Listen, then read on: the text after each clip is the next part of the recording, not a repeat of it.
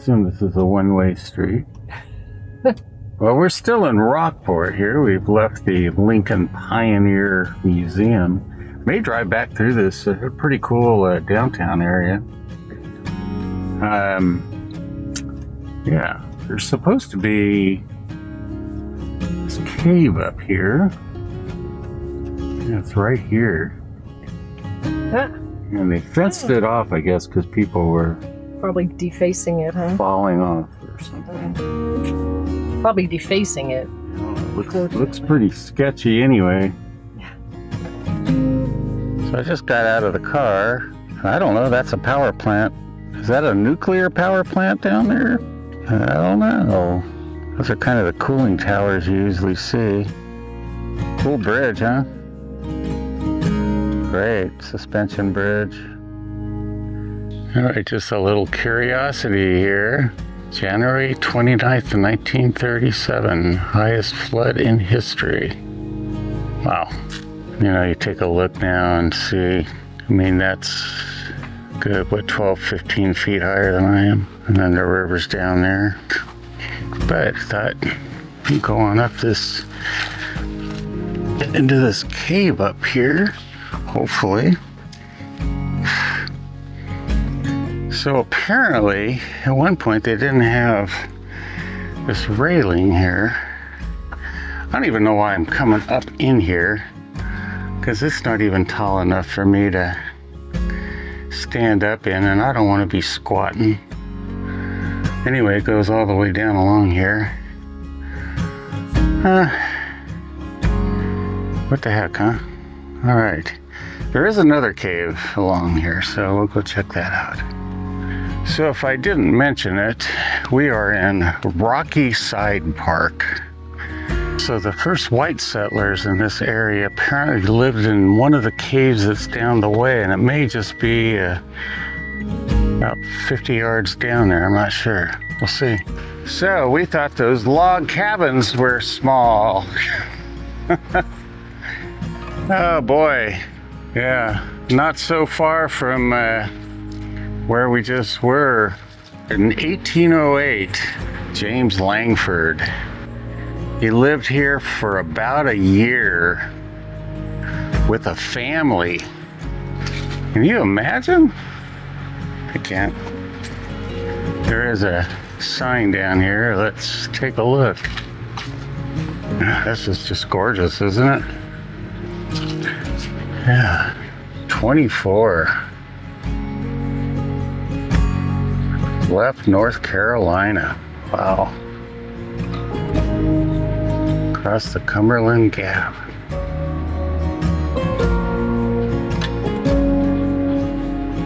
He was a Methodist minister, huh? I'm only reading little parts of it, so please feel free to stop it. Wow. I don't know how big the family was, but isn't that nuts? It's not even level. All right.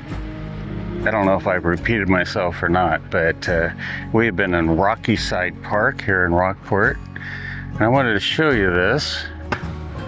This is where Abraham Lincoln got on a flatboat down to New Orleans, and he saw slaves. If I ever get a chance to hit that thing, I'll hit it hard. Wow. Amazing, huh? Right here. So yeah, remember the Ohio goes right down to the Mississippi. Mississippi goes right down to New Orleans.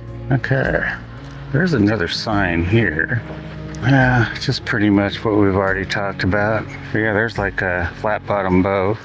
That'd be kind of boats that the trade was on the river, and those pirates back at Cave in Rock would have been pirates. And in fact, I believe that could be Cave in the Rock right there. Cave in Rock. So bad. All right, well, we're gonna drive back through the main street of Rockport, and then I think we have one more place to stop, and then we gotta find a camp spot on a Friday night. Lady didn't think we'd have any trouble, but you just never know. Okay. So we're gonna go down through the downtown here of Rockport.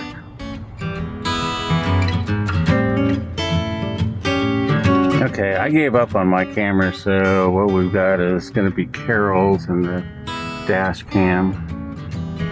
Most of the old buildings are on Carol's side anyway.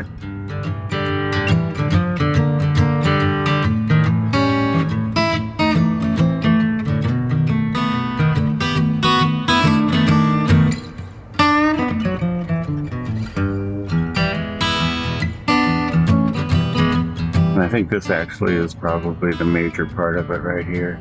It's really interesting. It looks like almost like one building, almost the whole block.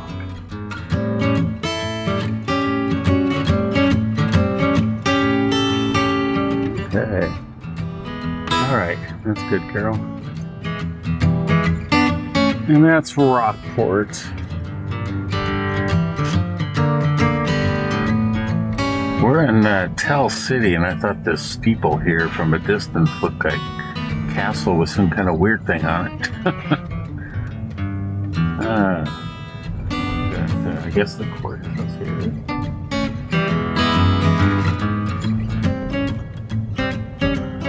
Murals are right down there. We got some murals here we were gonna take a look at. Apparently it's a big thing in these towns, because I think we have another town later that has murals. And then we were told that there were murals in Paducah, but I didn't have those marked, so.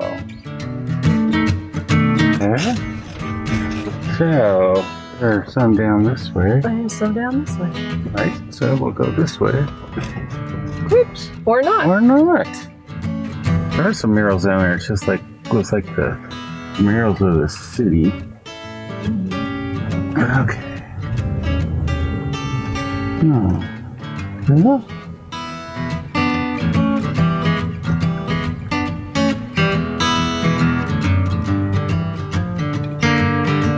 So why didn't I have to get them?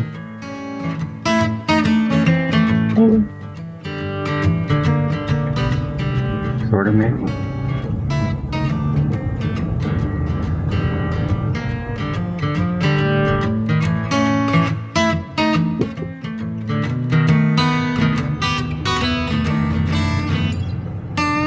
They're all right.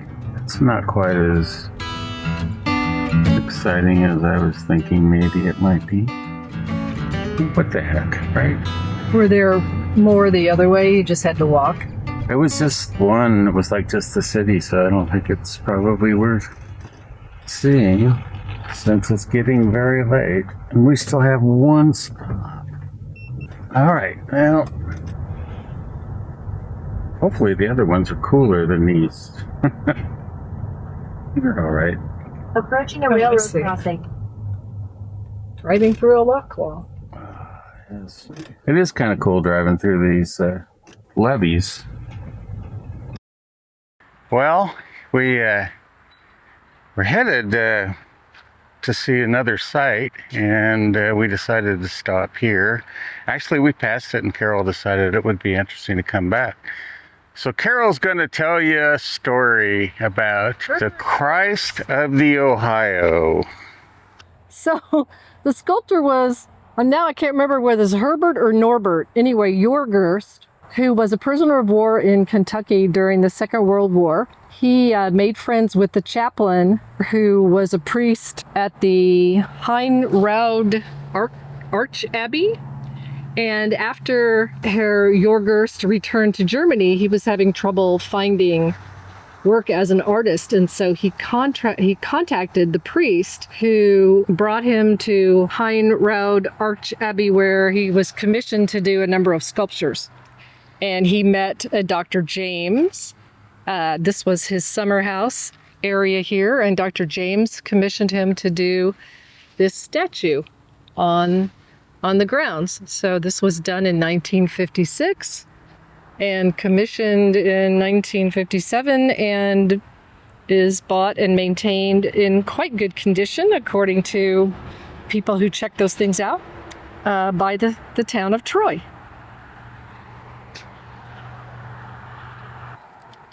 You gotta kind of hope that's not the Heil Hitler salute. It's not. Yeah. Boy, people are really big spenders here, aren't they? pennies. And they have a Veterans Memorial Wall.